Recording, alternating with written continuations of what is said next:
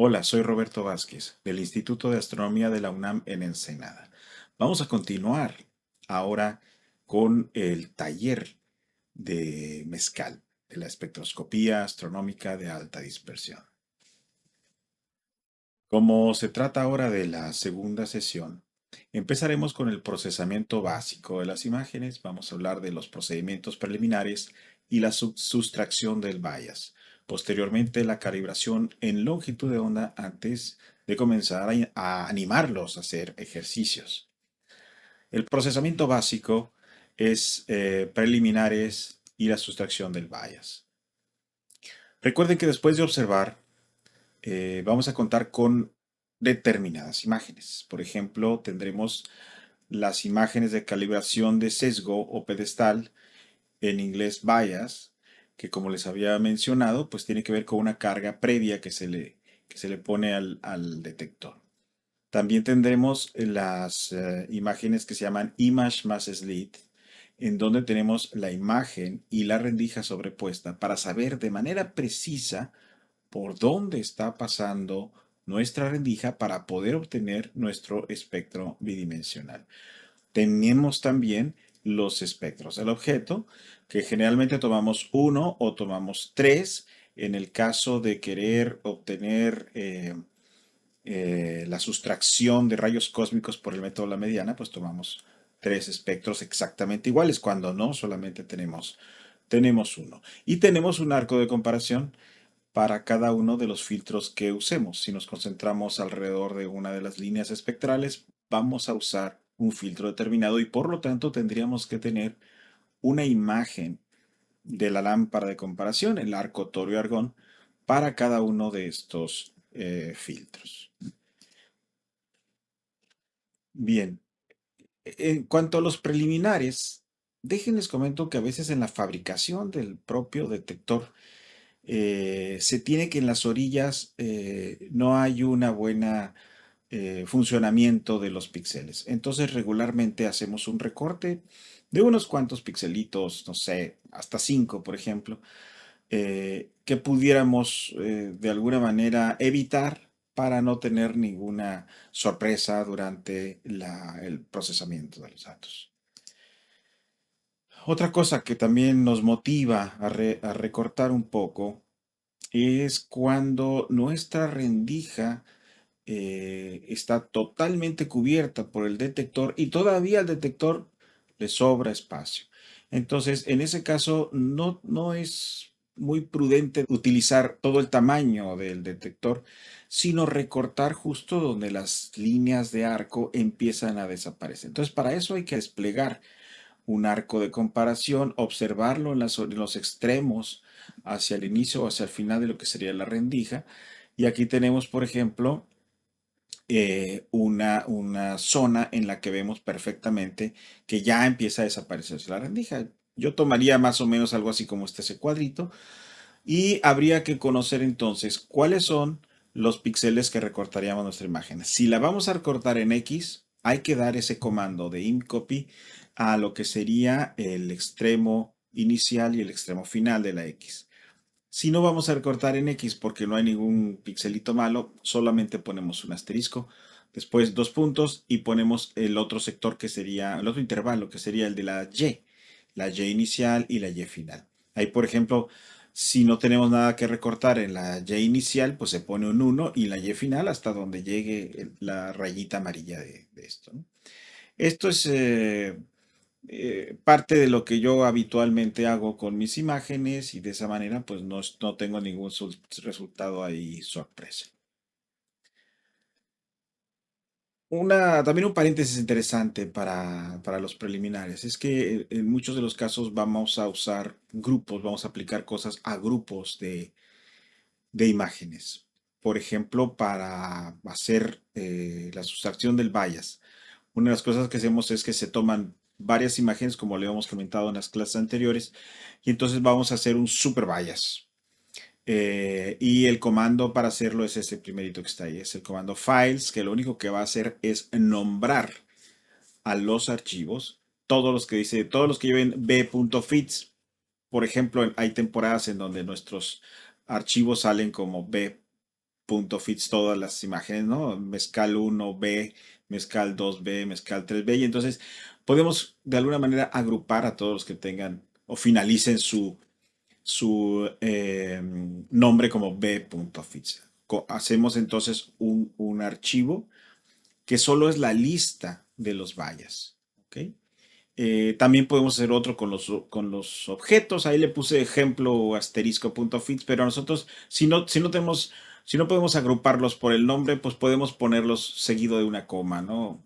Objeto 1, coma, objeto 2, coma, objeto 3, coma, y siempre utilizando este comando mayor que para posicionarlo en otra lista, ¿no?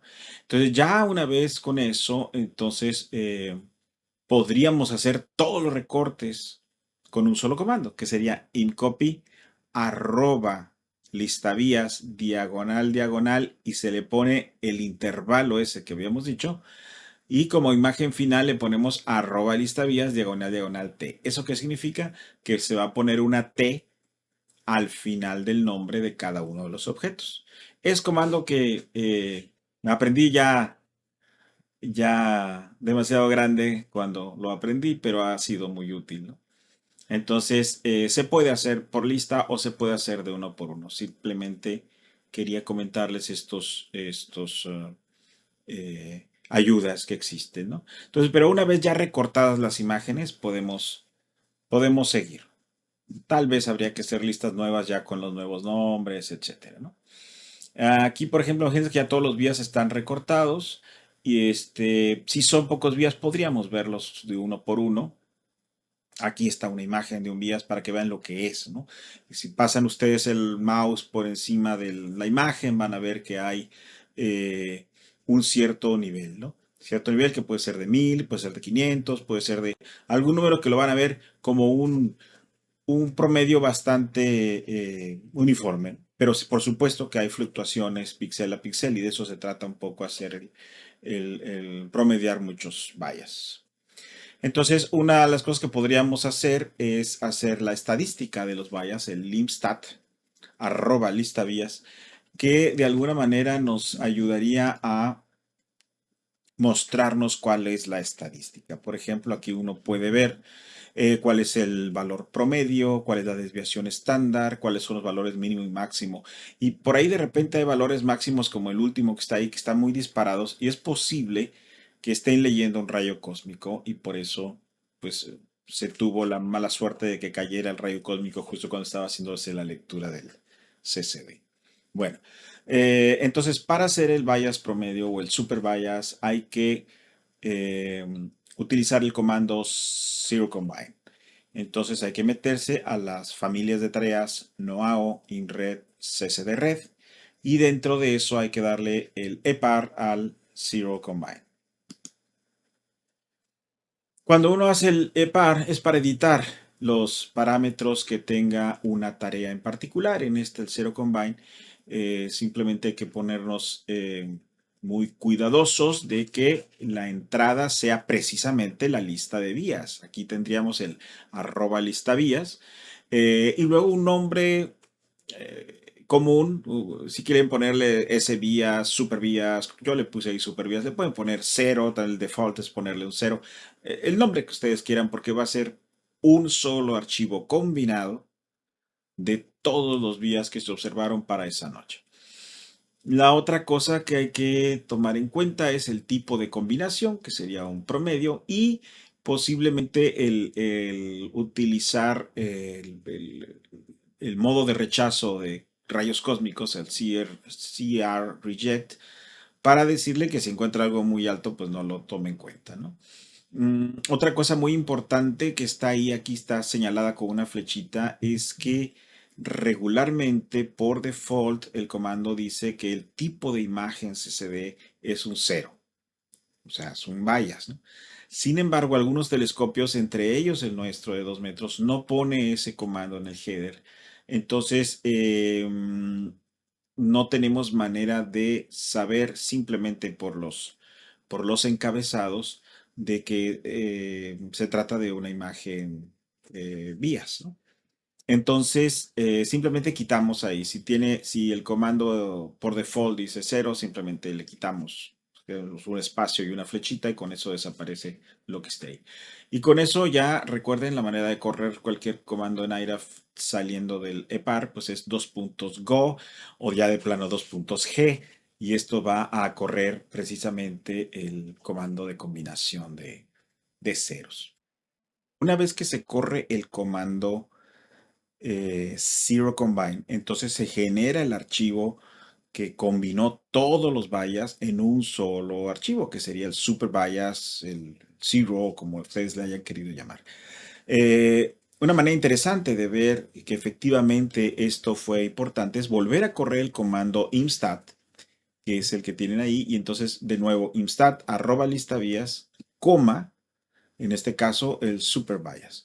Y entonces efectivamente se vuelve a listar la estadística que ya habíamos visto, pero ahora se incluye el archivo super bias. Y ustedes pueden ver que ese archivo tiene la misma valor promedio, pero la desviación estándar es muchísimo menor que que cualquiera de los anteriores. También pueden ver los valores mínimo y máximo y efectivamente están mucho más eh, contenido, ¿no? Cerca del promedio, lo cual pues hace que este archivo efectivamente, pues estadísticamente es mucho mejor. Y podríamos ahora pasar a restar el super bias, es decir, quitarle ese pedestal a todas nuestras imágenes importantes, básicamente las del objeto y las de los arcos de comparación. Entonces aquí, por ejemplo, yo corrí este comando imarith, que significa image arithmetic. De entrada le doy arroba objetos menos el super bias y el resultado va a ser arroba objetos diagonal diagonal B. Eso significa que le va a poner una letra B al final del nombre de cada archivo. Entonces va a ser archivo por archivo, le va a estar restando el super bias, píxel a píxel, el valor que tenga el bias. Entonces una vez que lo corrí, como pueden ver ahí, se me generaron todos esos archivos que se llaman b.fits, ¿no? Ya los que fueron, de alguna manera, ya tuvieron la resta, del archivo superbias. Bien, ahora vamos a hablar un poquito de los rayos cósmicos. Los rayos cósmicos son partículas cargadas, generalmente iones, que provienen de diversas partes del cosmos. Pueden provenir de algún lado de la galaxia, se les relaciona con las supernovas, en fin, hay procesos que generan estas partículas que andan por toda la galaxia y que de hecho algunas de ellas son parte de las que ocasionan algunas cosas interesantes en los seres vivos que tienen que ver con la evolución y tal. Eh, ¿Son de interés científico las rayos cósmicos? Sí. Hay disciplinas que estudian tanto la generación, el transporte como el efecto que tienen los rayos cósmicos en diferentes sistemas, pero para nosotros, es decir, para los astrónomos observacionales que utilizamos detectores como estos, como se basan en el efecto fotoeléctrico, básicamente en que cuando cae un fotón se van a desprender determinadas cargas eléctricas, el problema es que nos lleguen cargas eléctricas que no correspondan a nuestro objeto. Y los rayos cósmicos son algunos de esos tipos de cargas que no queremos considerar. Entonces, durante la observación estamos recibiendo rayos cósmicos y entonces se quedan en nuestra imagen cuando la leemos y hay que quitarlos. Eso es básicamente el, el, el tema, ¿no? Aquí tienen, por ejemplo, un espectro, que es con el que vamos a trabajar. Es un espectro tomado con los filtros H-alfa más N2. Se ve muy bien. La zona más brillante es la línea de H-alfa. Las dos zonas un poquito menos brillantes en los extremos son las de nitrógeno. Hay por ahí otra línea más débil, por ahí a un lado del nitrógeno. Hay una línea, una manchita abajo, cerca de una línea del nitrógeno, que eso es un reflejo conocido, al igual que ese pequeño halo que tiene la línea de H-alfa. Son parte del reflejo y eso no los podemos quitar de una manera de procesamiento de imagen. Sin embargo, por ejemplo, pueden ver otras cosas interesantes.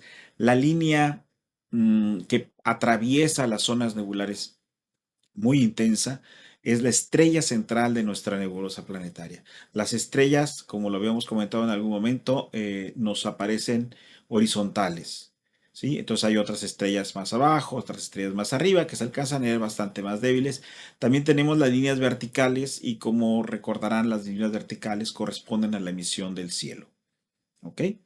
Bueno, entonces, y por supuesto, lo que invade a este pobre espectro es una cantidad de puntitos brillantes, increíbles, que son los rayos cósmicos. Esos son los que hay que quitar, ¿ok? Bien. Hay varios métodos. El que a mí más me gusta es el método de la mediana, donde se toman tres espectros iguales y se combinan con el comando parecido al Zero Combine, pero este es el In Combine. Básicamente usan las mismas rutinas, pero tienen diferentes objetivos. Entonces, el comando In Combine lo que hace es combinar tres espectros exactamente iguales y toma el valor de la mediana, es decir, quita el más alto, quita el más bajo y se queda con el medio, lo cual es un método interesante porque si las tres cosas son idénticas, pues no va a importar porque la fluctuación es tan pequeñita que no va a importar qué valor agarre. Pero cuando cae un cósmico en una de ellas, en un pixelito, ese valor va a ser muchísimo más grande que los otros dos. Entonces, tomar el valor del medio en lugar de uno de los extremos, precisamente es un método maravilloso para poder quitar los rayos cósmicos. ¿Cuál es el problema? Que entonces necesitamos observar el mismo espectro tres veces y que si queremos observarlo 20 minutos, tendría que ser tres observaciones de 20 minutos. Nos triplica el tiempo de exposición por cada objeto. Hay otras tareas que tiene pero bueno, es muy bueno. Hay otras tareas que tiene IRAF, por ejemplo, Cosmic Ray o Imedit, que también nos ayudan a poder quitar cósmicos de una manera. Pueden ser más complicados, más tediosos, más difíciles de conseguir un resultado eficiente, rápido y tal. Eh, Años posteriores surgió este programa externo que se llama LA Cosmic.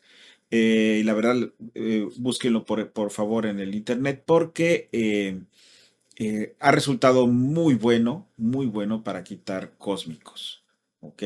Entonces, de los que yo he estado trabajando, ha resultado bastante bueno.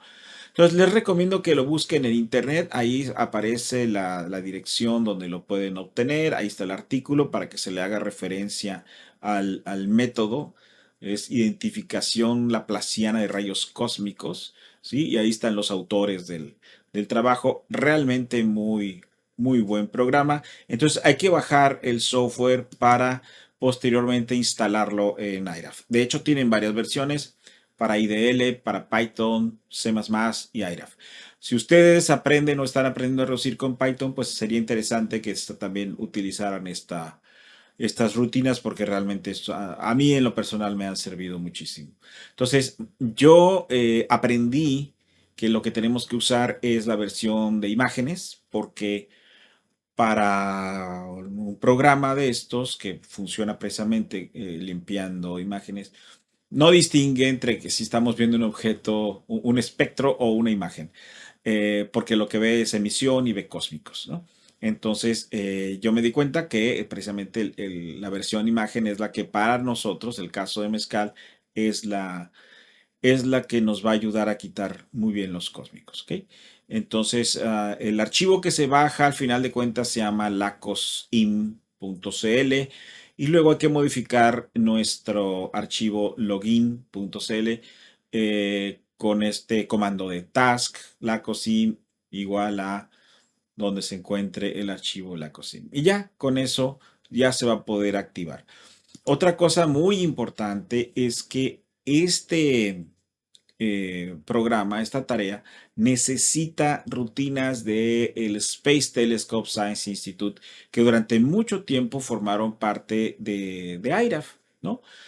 Eh, Después de un tiempo, de hecho, en la versión 2.17 de IRAF no se encuentra el STS-DAS, pero afortunadamente la última versión del NOIRLab, la 2.18, que es la versión más reciente, de IRAF, esa sí tiene las rutinas STS-DAS. Solo hay que correr el comando pone escribir simplemente ST4 y con eso se activan esas rutinas y una vez activadas esas rutinas ya podemos usar la COSIM y entonces echarlo a andar, ¿no? La manera, como pueden ver ustedes, de hacer que funcione la COSIM, pues es muy sencilla, simplemente eh, ponerle el nombre, un nombre antes, un nombre inicial y un nombre final, y luego hay un nombre para un archivo de mapas de los píxeles malos. Y esencial, pueden jugar con los parámetros, pero si les funcionan los parámetros que están de default, ya ni le muevan. En el manual, en el artículo del programa, vienen algunas explicaciones precisamente de para qué sirve cada uno de esos parámetros. Bien, y voilà, aquí tienen, por ejemplo, antes de LA Cosmic y después de LA Cosmic, ¿no? Y efectivamente se ve que se hizo un trabajo de quitar cósmicos. Por ahí hay algunas manchitas que aparentemente no se quitaron, que podrían quitarse ya con el IMEDIT, pero son unos cuantos pixelitos en la zona de la derecha. Pero realmente ha sido un trabajo muy bueno, en donde se trata precisamente de no alterar la emisión de las líneas espectrales, sino exclusivamente quitar los cósmicos. ¿Ok? Bueno, entonces, pues hasta aquí tenemos la parte de lo que serían los preliminares y los vías. Entonces yo a continuación veremos lo que es calibración de longitud de onda, pero por el momento pues ya podríamos decir, ya estamos listos para empezar a calibrar nuestros espectros en longitud de onda. Entonces, pues en la próxima clase continuamos. Gracias.